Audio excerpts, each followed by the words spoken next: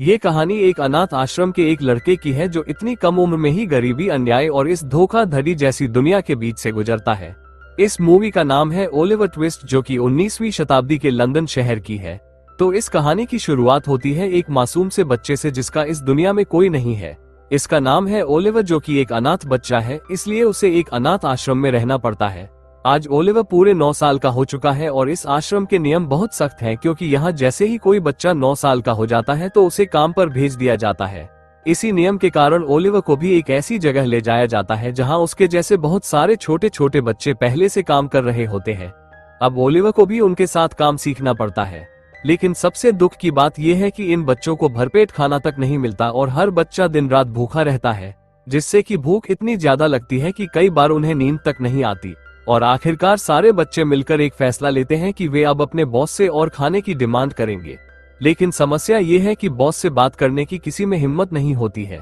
तभी बच्चे एक अनोखा तरीका अपनाते हैं और वे बहुत सारी रस्सियां इकट्ठा करते हैं और कहते हैं हर बच्चा एक एक रस्सी चुनो और जिसके हाथ में सबसे छोटी रस्सी आएगी वही बॉस से बात करेगा। जब सब रस्सियां चुन लेते हैं तो सबसे छोटी रस्सी ओलिवर के हाथ में निकलती है।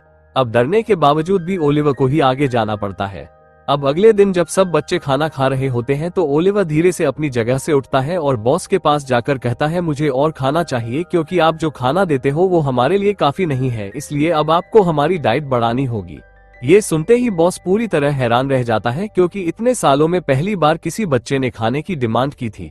लेकिन हैरानी जल्दी ही गुस्से में बदल जाती है, क्योंकि बॉस ओलिवर को मारने के लिए उसके पीछे दौड़ पड़ता है, जिससे कि अपनी जान बचाने के लिए ओलिवर वहां से भाग जाता है। अब ये बात अनाथ आश्रम के बड़े अधिकारियों तक पहुंच जाती है कि ओलिवर ने खाने की मांग की थी। अब सजा के तौर पर ओलिवर को एक आदमी के पास भेज दिया जाता है जहां उसे काम करना होगा। इस आदमी का नाम होता है शबरी, जिसके घर में ओलिवर दिन रात काम करने लगता है। लेकिन शबरी की पत्नी को ओलिवर बिल्कुल पसंद नहीं होता है। साथ इसी घर में एक और बच्चा भी होता है जो ओलिवर की तरह ही यहाँ बेचा गया था और अब वो भी यहाँ पर मजबूरी में काम करता है। शबरी के घर में ओलिवर के साथ काम करने वाला बच्चा उम्र में उससे बड़ा होता है, लेकिन उसे ओलिवर बिल्कुल पसंद नहीं करता था, क्योंकि वो हर समय ओलिवर को परेशान करता रहता है। एक रात जब दोनों खाना खा रहे होते हैं कि तभी वही बच्चा ओलिवर की मां को लेकर कुछ गलत बात बोल देता है, जिसे सुनते ही ओलिवर का खून खौल उठता है और गुस्से में आकर ओलिवर उसे मारने के लिए उस पर झपट पड़ता है। लेकिन सच्चाई जाने बिना ही शबरी ओलिवर को पकड़ लेता है और उसे बहुत बुरी तरह से मारता पीटता है, जिसके बाद ओलिवर तय कर लेता है कि अब वो इस घर में एक पल भी नहीं रहेगा।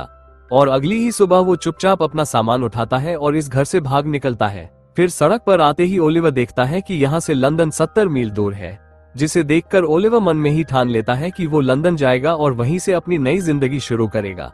लेकिन ओलिवर को ये अंदाजा नहीं होता कि 70 मील कितना लंबा सफर होता है और इसे तय करने में कितने दिन लग सकते हैं। उसके बाद शुरुआत में उसके पास खाने की कुछ चीजें होती हैं, लेकिन कुछ ही समय में वो सब खत्म हो जाती हैं, जिससे कि अब ओलिवर को भूख लगने लगती है। अब चलते चलते वो एक लकड़ी का घर देखता है, जिसे देखकर वो खाने की उम्मीद में उस घर के पास जाता है, लेकिन वहाँ के लोग उसे भगा देते हैं। अब ओलिवर बेहद भूखा और कमजोर हो चुका होता है, इसलिए वो चलते चलते सड़क पर ही गिर पड़ता है। तभी एक औरत की नजर उस पर पड़ती है, जो ओलिवर को उठाकर अपने घर ले जाती है और उसे खाने के लिए खाना देती है, जिसे देखने के बाद ओलिवर को ऐसा लगता है मानो जैसे उसे दूसरी जिंदगी मिल गई हो, क्योंकि उसे उम्मीद ही नहीं थी कि अब उसे खाना मिलेगा। अगली सुबह थोड़ा ठीक महसूस करने के बाद ओलिवर एक बार फिर लंदन की ओर निकल पड़ता है और अगले 7 दिनों तक वो लगातार चलता रहता है, जिससे कि उसके पैरों में छाले पड़ जाते हैं और शरीर पूरी तरह टूट चुका होता है।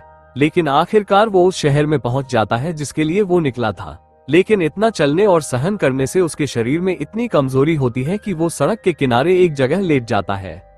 तभी सड़क पर लेटे ओलिवर के पास एक लड़का आता है, जो उसकी इसी हालत देखकर उससे कहता है कि अगर तुम्हें भूख लगी है तो तुम मेरे साथ मेरे घर चलो। जिसे सुनके ओलिवर उसके साथ चला जाता है, लेकिन जल्द ही उसे पता चलता है कि ये लड़का एक चोर है और वो बाजार में घूम घूम कर छोटी मोटी चोरियां करता है। उसका घर देखकर ओलिवर चौंक जाता है, क्योंकि वहाँ उसी की उम्र के बहुत सारे बच्चे रहते हैं और हैरानी की बात यह है कि सबके सब चोर है। इन बच्चों का लीडर होता है एक चालाक आदमी जिसका नाम है फैगन। इस गिरोह में 2 लड़कियां भी होती हैं, जिनसे फैगन गलत काम करवाता है। दरअसल बच्चे जो भी चोरी करते हैं फैगन उस सामान को बेच देता है और बदले में इन सबके लिए खाना, कपड़े और रहने का इंतजाम करता है। अब सारे बच्चे मिलकर ओलिवर को भी चोरी सिखाने लगते हैं ताकि वो भी उन्हीं की तरह बन जाए। ओलिवर को यहाँ रहकर अजीब सी खुशी मिलती है, क्योंकि यहाँ उसे भरपेट खाना मिलता है और चारों तरफ उसी की उम्र के बच्चे हैं। लेकिन ओलिवर स्वभाव से बहुत शांत होता है, इसीलिए बाकी बच्चे अक्सर उसे चिढ़ाते रहते हैं। अब ट्रेनिंग पूरी होने के बाद अगले दिन वही लड़का जो ओलिवर को यहाँ लाया था उसे मार्केट ले जाता है ताकि वो दिखा सके कि चोरी प्रैक्टिकली कैसे की जाती है। जिसके बाद वे मार्केट में देखते हैं कि एक दुकान के बाहर एक बूढ़ा आदमी किताब पढ़ने में व्यस्त है। तभी ओलिवर का दोस्त तय करता है कि वही आदमी उनका टारगेट होगा और अब ओलिवर को बस खड़े होकर देखना होता है। जैसे ही ओलिवर के दो दोस्त चोरी करना शुरू करते हैं कि तभी दुकान का ओनर अंदर से सब देख लेता है और दौड़कर बाहर आ जाता है, जिसे देखकर दोनों चोर तुरंत वहां से भाग जाते हैं। लेकिन ओलिवर डर के मारे वहीं खड़ा रह जाता है, जिससे कि जब बूढ़ा आदमी पीछे पलटकर देखता है उसके सामने सिर्फ ओलिवर ही दिखाई देता है। ये देखकर उसे लगता है कि चोरी उसी ने की है और अब वो ओलिवर का पीछा करना शुरू कर देता है। धीरे धीरे मार्केट के लोग भी चोर चोर चिल्लाते हुए ओलिवर के पीछे भागने लगते हैं, जिससे कि डर के मारे ओलिवर भी भागता रहता है। तभी एक आदमी उसके सामने आता है और उसके मुंह पर जोर का घुसा मारता है, जिससे कि ओलिवर वहीं जमीन पर गिर जाता है और लोग उसे बुरी तरह पीटते हैं। कुछ ही देर में वहां पुलिस पहुंचती है और ओलिवर को पकड़कर कोर्ट ले जाती है। कोर्ट में ओलिवर को चोरी करने के आरोप में 3 महीने की सजा सुना दी जाती है। लेकिन कोर्ट में तभी वही आदमी सामने आता है जिसने ओलिवर के दोनों साथियों को चोरी करते हुए देखा था।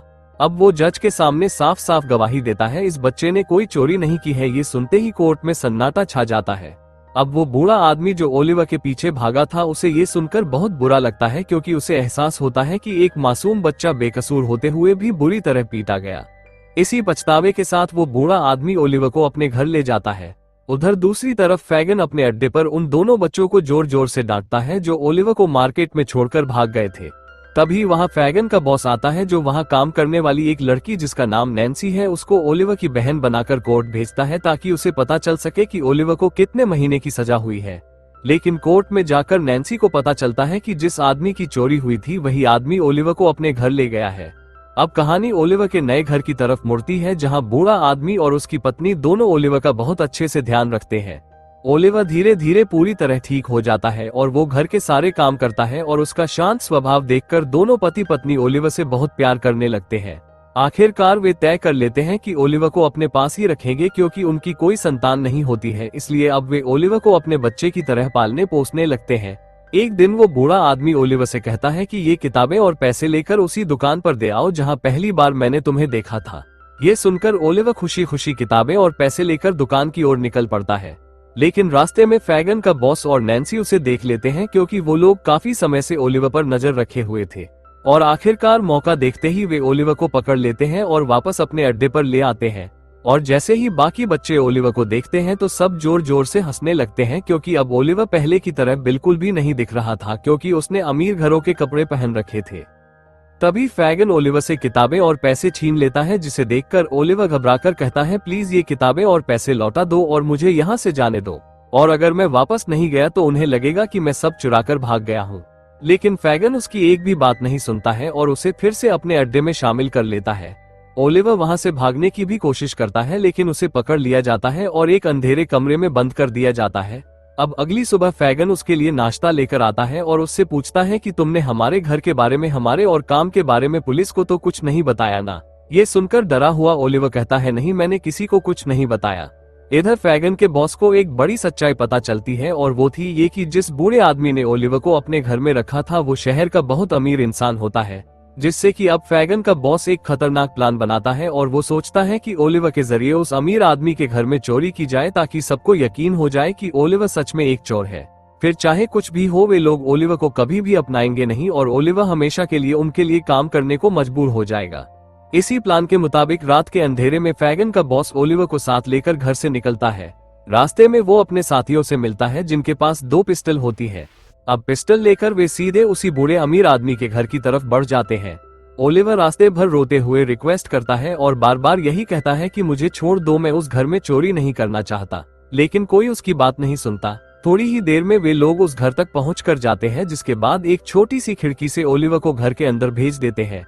अंदर जाते ही ओलिवर सोचता है कि वो सौर करके सबको बुला ले, लेकिन तभी फैगन का बॉस उसे गन पॉइंट पर ले लेता है और धमकाता है कि दरवाजा खोलो वरना मैं तुम्हें अभी गोली मार दूंगा। डर के मारे ओलिवर को दरवाजा खोलना पड़ता है और जैसे ही दरवाजा खुलता है तो फैगन का बॉस और उसका साथी घर के अंदर घुस जाते हैं। उनकी आवाज सुनकर ऊपर मौजूद वो बूढ़ा कपल अपनी गन लेकर नीचे आने लगता है और जैसे ही ओलिवर उन्हें देखता है तो वो सीढ़ियों से ऊपर उनकी तरफ दौड़ने लगता है। लेकिन तभी फैगन का बॉस ओलिवर पर गोली चला देता है और ओलिवर जख्मी होकर वहीं गिर पड़ता है। उधर ऊपर से बूढ़ा कपल भी गोलियां चलाना शुरू कर देता है। गोलियों की आवाज से पूरा इलाका गूंज उठता है और हालात बिगड़ते देख फैगन के बॉस को ओलिवर को उठाकर वहां से भागना पड़ता है। भागते हुए वो अपने साथी से कहता है कि इस बच्चे को मार डालो क्योंकि मैं नहीं चाहता कि ये जिंदा बचे और अगर ये बच गया तो हमारे खिलाफ गवाही दे देगा और हमें फंसा देगा। लेकिन तभी भागते वक्त बॉस का पैर फिसल जाता है और वो नीचे एक तालाब में गिर जाता है। ये देखकर उसका साथी घबराकर ओलिवर को लेकर सीधे वापस फैगन के अड्डे पर पहुंच जाता है। अब फैगन और सारे बच्चे ओलिवर को इस हालत में देखकर हैरान रह जाते हैं, साथ ही उसे गोली लगने से तेज दर्द भी हो रहा होता है। इसलिए उस रात फैगन और नैन्सी दोनों मिलकर ओलिवर की देखभाल करते हैं। कुछ देर बाद बॉस भी घर वापस आ जाता है, लेकिन पानी में गिरने की वजह से उसकी तबीयत बहुत खराब हो चुकी होती है। तभी वो फैगन से कहता है कि जैसे ही मैं ठीक हो जाऊंगा ओलिवर को ठिकाने लगा दूंगा क्योंकि ये बच्चा हम सबके लिए अब एक खतरा है। नैन्सी ये सब छुपकर सुन लेती है, जिससे कि अब वो तय कर लेती है कि ओलिवर के साथ वो कुछ भी गलत नहीं होने देगी। ऐसे ही एक दिन नैन्सी बॉस की कॉफी में नींद की दवा मिला देती है और जैसे ही बॉस सो जाता है तो वो चुपचाप घर से निकल जाती है और नैन्सी सीधा उस घर में जाती है जहां ओलिवर पहले रहता था, यानी उसी बूढ़े कपल के घर। उस वक्त घर पर बूढ़ा आदमी नहीं होता है, सिर्फ उसकी पत्नी ही होती है। तभी नैन्सी उसे सब कुछ बता देती है और कहती है ओलिवर की जान खतरे में है और उसने कभी आपके घर में चोरी नहीं की, बल्कि वो मासूम और निर्दोष क्योंकि उससे जानबूझकर चोरी करवाने की कोशिश की गई थी। फिर वो कहती है अगर आपके पति पूरा सच जानना चाहते हैं तो उनसे कहना कि मुझसे लंदन ब्रिज पर आकर मिले, और इतना कहकर नैन्सी वापस लौट जाती है। उधर रात में फैगन और बॉस आपस में बातें कर रहे होते हैं कि तभी नैन्सी तैयार होकर लंदन ब्रिज जाने लगती है। ये देखकर बॉस उसे रोकते हुए कहता है कि इतनी रात को तुम बाहर नहीं जा सकती, लेकिन नैन्सी जिद करके वहां से निकल जाती है। अब फैगन और बॉस दोनों को नैन्सी पर शक हो जाता है और वे अपने एक आदमी से कहते हैं इस लड़की पर नजर रखो। उधर नैन्सी रात के अंधेरे में लंदन ब्रिज पहुंचती है और थोड़ी ही देर में वहां वो बूढ़ा अमीर आदमी भी उससे मिलने पहुंच जाता है। लंदन ब्रिज पर नैन्सी बूढ़े अमीर आदमी को पूरी सच्चाई बता देती है और वो कहती है कि ओलिवर एक मासूम बच्चा है और वो आपके पास वापस आना चाहता है, साथ ही इस दुनिया में उसका कोई नहीं है, वो एक अनाथ बच्चा है। नैन्सी बताती है कि ओलिवर ने कभी कोई चोरी नहीं की है, लेकिन फैगन और उसका बॉस अनाथ बच्चों को चोर बना देते हैं और अब वे ओलिवर को भी चोर बनाना चाहते हैं। फिर नैन्सी उस घर का पूरा पता दे देती है जहां फैगन और उसके बॉस का ठिकाना होता है और साथ ही यह भी बताती है कि ओलिवर को एक कमरे में बंद करके रखा गया है। अब बूढ़ा अमीर आदमी नैन्सी की सारी बातें सुनकर वहां से चला जाता है और वो ठान लेता है कि हर हाल में वो ओलिवर की मदद करेगा। इधर जब नैन्सी घर वापस पहुंचती है तो फैगन और उसके बॉस को पहले ही पता चल चुका होता है कि नैन्सी उसी बूढ़े आदमी से मिली थी। गुस्से में पागल बॉस नैन्सी को बहुत बुरी तरह से मारने लगता है और इतना मारता है कि नैन्सी की वहीं मौत हो जाती है। दूसरी तरफ हमें बूढ़े अमीर आदमी को दिखाया जाता है जो पुलिस के बड़े अधिकारियों से मिलकर उन्हें सब कुछ बता देता है। इसी बीच नैन्सी की बॉडी पुलिस को मिल जाती है, जिससे कि अब पुलिस को फैगन और उसके बॉस पर पूरा शक हो जाता है। अब बूढ़े आदमी से मिली सारी जानकारी अगले ही दिन न्यूज़पेपर में छप जाती है। ये खबर पढ़ते ही फैगन घबरा जाता है और वो तय करता है कि सारे बच्चों को लेकर वो किसी दूसरे शहर में चला जाएगा ताकि चोरी करने का धंधा चलता रहे। उधर फैगन का बॉस हमेशा की तरह अपने डॉग के साथ दिखाया जाता है जो आज लंदन शहर को हमेशा के लिए छोड़ने वाला होता है और शहर से बाहर जाते हुए वो सोचता है कि ये सब कुछ ओलिवर की वजह से हुआ, उसी ने मेरा सब कुछ बर्बाद कर दिया और अब मैं उसे मारकर ही रहूंगा। लेकिन शहर छोड़ने से पहले वो एक और खौफनाक फैसला करता है क्योंकि हर जगह उसके पोस्टर लगे होते हैं जिनमें लिखा होता है कि वो हमेशा अपने डॉग के साथ रहता है। ये देखकर वो सोचता है कि क्यों न मैं डॉग ही मार दूं, लेकिन डॉग को पहले ही एहसास हो जाता है कि उसके साथ कुछ गलत होने वाला है, इसलिए वो वहां से भाग जाता है। ये देखकर बॉस को बहुत गुस्सा आता है और अब वो वापस उसी घर की तरफ जाने लगता है जहां फैगन और बाकी सारे बच्चे रहते हैं। लेकिन ये उसकी सबसे बड़ी गलती होने वाली होती है क्योंकि वहां पर वही लड़का जो सबसे पहले ओलिवर को लंदन में मिला था और उसे अपने साथ यहाँ लाया था, वो अब गुस्से में फैगन के बॉस पर हमला कर देता है क्योंकि उसने नैन्सी को बेहद बेरहमी से मार डाला था। उधर शहर में पुलिस और आम लोगों की एक बड़ी भीड़ उस घर को ढूंढ रही होती है जहां फैगन और उसका बॉस छिपे हुए होते हैं। तभी बॉस का डॉग अचानक बाहर आकर जोर जोर से भौंकने लगता है, जिससे कि डॉग की आवाज सुनते ही पुलिस और भीड़ सीधे उसी घर के बाहर पहुंच जाती है।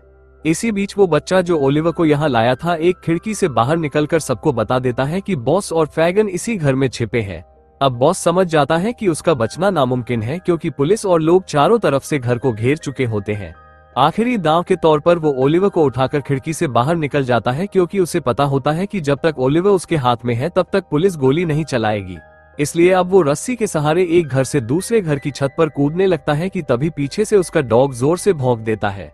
अपने डॉग की आवाज सुनकर वो जैसे ही पीछे मुड़कर देखता है तो उसका पैर फिसल जाता है और इसी के साथ उसका अंत हो जाता है। अब ओलिवर को वही बूढ़ा अमीर कपल अपने घर ले आता है, जहां ओलिवर वापस आकर बेहद खुश होता है और वो कपल भी उसे पाकर बहुत खुश होता है। दूसरी तरफ फैगन को जेल में दिखाया जाता है, जहां ओलिवर उस बूढ़े अमीर आदमी के साथ फैगन से मिलने जाता है, क्योंकि जब ओलिवर को गोली लगी थी तब फैगन और नैन्सी ने रात भर उसकी सेवा की थी और उसी वजह से उसकी जान बची थी। लेकिन जेल में फैगन ओलिवर को पहचान ही नहीं पाता, क्योंकि उसकी मानसिक हालत पूरी तरह बिगड़ चुकी होती है। तभी थोड़ी ही देर बाद फैगन को मौत की सजा सुना दी जाती है, लेकिन ओलिवर चाहता है कि फैगन की सजा माफ कर दी जाए, लेकिन उसकी बात कोई नहीं सुनता। अब आंखों में आंसू लिए ओलिवर जेल से बाहर निकल जाता है, क्योंकि उसे पता चल चुका था कि जिस तरह फैगन के बॉस की मौत हुई थी वैसे ही उसकी भी होने वाली है। लेकिन ओलिवर जो हमेशा से मासूम था, जिसका इस दुनिया में कोई नहीं था, उसे एक सच्चा परिवार मिल चुका है, जिससे कि उसका आगे का जीवन अच्छे से गुजरने वाला है। और इसी के साथ यह मूवी यहीं पर खत्म हो जाती है। आशा करता हूँ कि आपको यह मूवी, ये कहानी पसंद आई होगी।